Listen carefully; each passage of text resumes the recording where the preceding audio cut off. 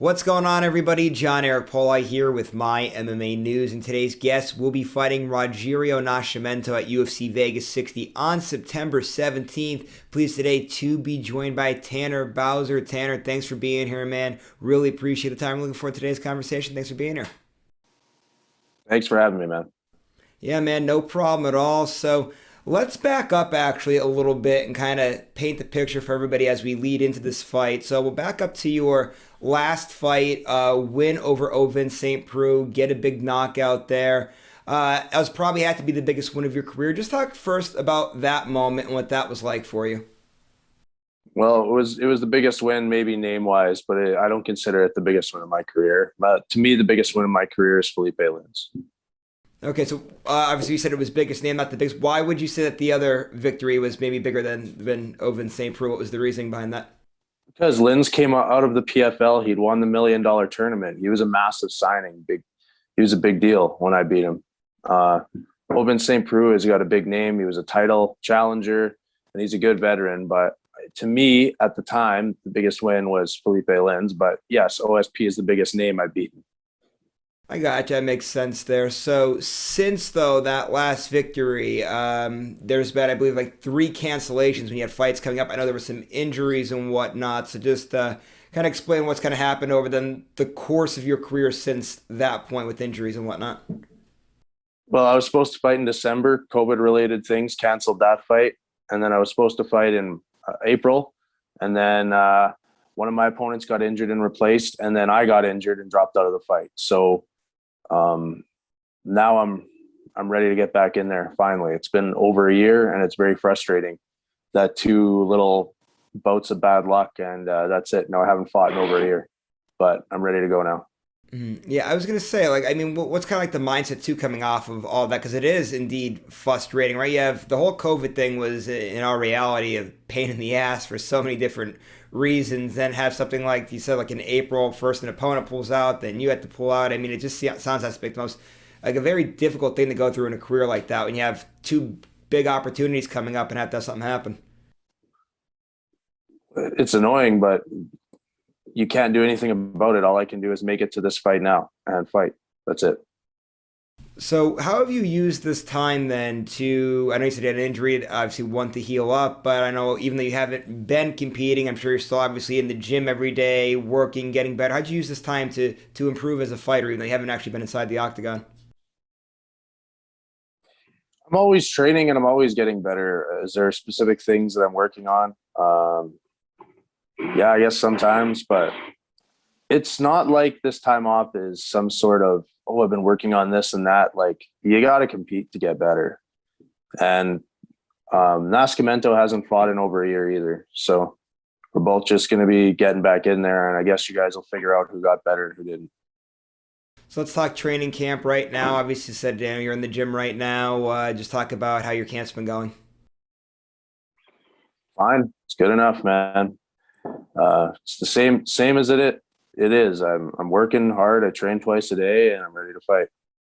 Now, you guys were obviously booked right at one time to fight each other. I believe that was in the April time frame. There has anything kind of changed with how you approach preparing for him since you already did prepare for him once? Or is it kind of the same type of a setup there for training camp? It's exactly the same. Same guy, no new developments. No one's had any fights since then. It's the same thing. But my training camps, yeah, change maybe a little bit in terms of what I'm doing, depending on who I'm fighting. But as a whole, they stay a lot the same. So yeah, I'm training for Nascimento again, and specifically, that just means I'm working on myself.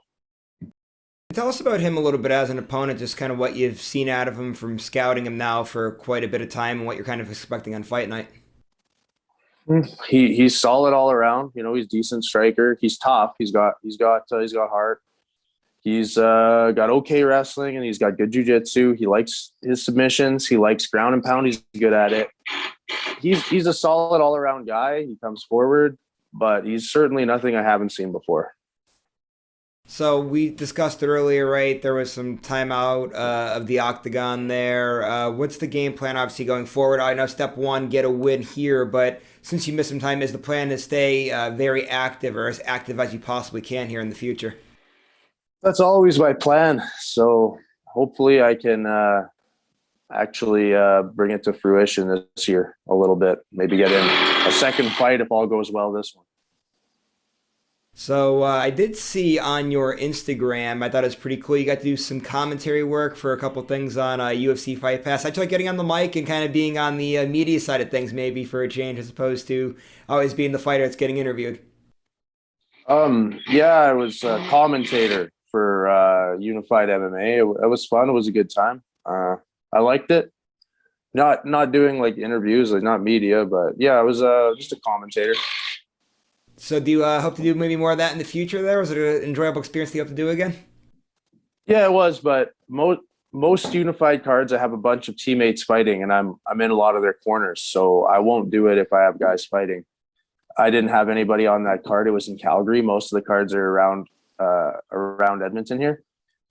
Calgary's a few hours away, which isn't far. We just happened to have nobody on it. So yeah, Sunny Serene, the owner of Unified, asked me to commentate because Mitch Clark couldn't make that one. He's their other fighter commentator. They usually have John Ramdeen nowadays as their mainstay, and Mitch couldn't make it. So yeah, I went and did it. It was awesome, but for the most part, Mitch is able to do it. So I don't know when I'll do it again, but I enjoyed it. Yeah. So I wanted to ask you about cornering people too. Like you were saying, how normally you're always in somebody's corner. How do you like doing the whole coaching stuff too? Because it's obviously coaching and competing, kind of two different things. It's funny. I know a lot of people that are, a lot of times great athletes, maybe not the best coaches, or vice versa. Other times it kind of goes hand in hand. Just how do you like kind of being in the whole coaching side of things? I coach a little bit, but I'm more just corner. I guess some of the newer guys, I'm kind of one of their coaches, but it's kind of just duty. If you acquired a skill set from your coaches and you don't pass it on, you're an asshole. I agree with that too. I mean, that's when I was coaching. I did track and field when I was in college, and I was able to actually come back and help my local high school back out and really help some guys get their numbers. And it's true. That's what you want to do as the goal of a coach. And like you said, if you're not passing it along, you are being a bit of an asshole there. I do want to talk a little bit of hockey with you too. Obviously, I know you're from Canada. You're from Edmonton. I'm going to have to go ahead and guess that you're an Oilers fan. The Oilers had a pretty good year last year, made the playoffs and all that. So just talk about the Oilers a little bit. Yeah, they did great. When they're doing well and they're in the playoffs, the city's happier. It's good for everyone when they're winning. And when they won the Battle of Alberta and they played Calgary, that was fantastic. And the games were all awesome and dramatic. It was wild. Yeah, they had a great year. Yeah, see, Calgary had a good year as well too. So yeah, that's definitely a nice matchup that you guys had there. Now we actually have something in common. I have a cousin that plays in the NHL. He plays for the Seattle Kraken, Matty Beniers. He was their number two overall draft choice a few years ago. You also have a cousin in the NHL, correct? So tell everybody about that. Yeah, my cousin Brinson Pashnuk plays for the Sharks. Now, do you get to ever when they come to Edmonton or that get to go and see him play and all that? I haven't. I don't even know. I don't know if they even came to Edmonton this last season, but with COVID and everything, travel's a headache. So I haven't been around to do much. Yeah, I got you there. I know COVID is, like I said before, it's kind of caused a big pain in the ass for a lot of people there. I've yet to actually ever experience an NHL game before. I plan to go to a few this year. My cousin playing now finally. What should I expect? I heard that hockey games are awesome to go to. Because I'm sure you probably definitely have to have been to some games throughout your lifetime. I've been to a couple, but it's been a while. It's fun. It's a professional sport. If you like hockey, they're action packed. I don't know what to tell you. It's like what you'd see on TV, but instead you're there, just like everything else. Gotcha. I'm looking forward to the experience too, and maybe tossing back a few beers there while I watch the game there. But Tanner, it's been a nice conversation. Appreciate the time. Last thing before you roll out: social media management, sponsors. Anybody give a shout out to? Floor is yours. Sure. Social media at Bulldozer Boser on Instagram and Twitter. Tanner the Bulldozer Boser on Facebook. My sponsors, I got Axe Monkeys Edmonton. Shout out to Axe Monkeys, big sponsor of mine. PPS, Paul Pedal Services, Premier Built Garages, and Element Chiropractic, as well as Crystal Gartman, massage therapist. So thanks to everybody who helps me out regularly. My coaches are Jeff Montemuro, Kedro Noda, and Roger Alves. And yeah, that's it. All right, Tanner, thanks so much for all the time here today, man. Really appreciate it. I also really appreciate all you guys out there that watch today's interview. If you'd like to, please give it a thumbs up. Subscribe to this channel if you haven't done so already. Also, MyMMANews.com. Make sure you guys check out our website and go to our social media pages. Give us a like and a follow on there as well. We'll see you later, everybody.